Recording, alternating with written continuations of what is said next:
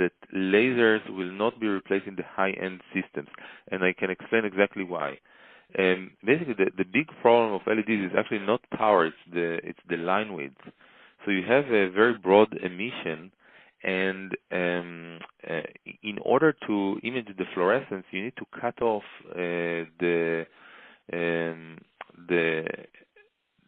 signal, so that you basically, so in fluorescence you have something that's called the Stokes shift, which is basically the wavelength difference between your excitation wavelengths and the emission wavelength.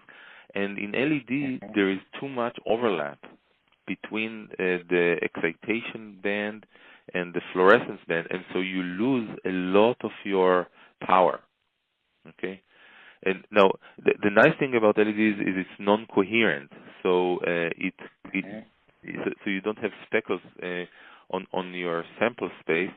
But I just think that in terms of energy utilization, I think if you ask me about VCSELs, maybe high power VCSELs, but but LEDs probably in the mid-range and low range of the market, that's where they can play, which is also where they shine, sorry for the pun, because those are also the higher volume markets, and it is okay. So Illumina doesn't care to pay, I don't know, $10,000 or $20,000 per laser in an instrument that costs $700,000, but they do care to pay, $1,000 in an instrument that costs them to make $10,000.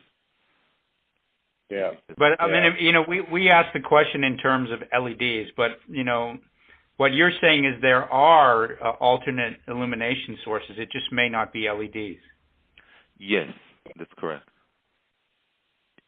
So it might be pixels, you said, or diodes, or those type of alternatives. Yeah. Yes. Okay. Those lasers I just want to say that if you look at what goes wrong in high-end sequencing instruments, the two things that typically break down are the pumps and the lasers.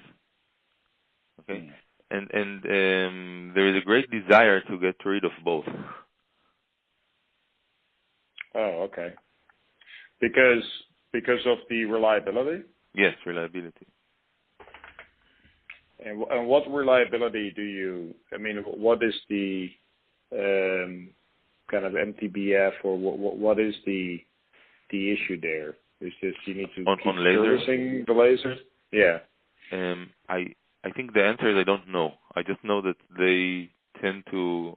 That's what breaks, but I don't know what. Okay. What exactly breaks? Okay. All right. And then if you look at that kind of high-seq type of equipment, I mean, what is the most critical and sensitive? I mean, other than the braking aspect, from a performance or sensitivity or cost perspective, what module or sub-piece is most critical in that piece of equipment? The fluidics is the most critical. Okay. So whenever you have to move, you need to move liquid, and basically the big problem there is that the reagents are very, very expensive. And because the distance between the reservoirs, the bottles where you keep the reagents, to the flow cell is, I don't know what it is, but it's on the order of like 1 meter maybe. There is a lot of dead volume. You basically need to flush the system, and that basically makes the whole thing more expensive. And because you have these pumps, they break. Okay. All right. Hey, John, did you have some further questions? I mean, I have a few, but just want to make sure you have the chance to chime in. Yeah, I mean, I think we talked all around this, but to the extent that nanopore sequencing or these other new technologies really do get to where they need to be, and the industry fundamentally changes. I mean, I think you kind of answered this in a certain way, but if a supplier is designing the legacy systems, do they have, and not the new systems?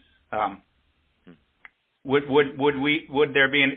volume go way down, or would it be relatively stable but maybe not growing? Over a 5 to 10 year period. I know it's hard. It's very difficult to people like to use the PC example with supercomputers.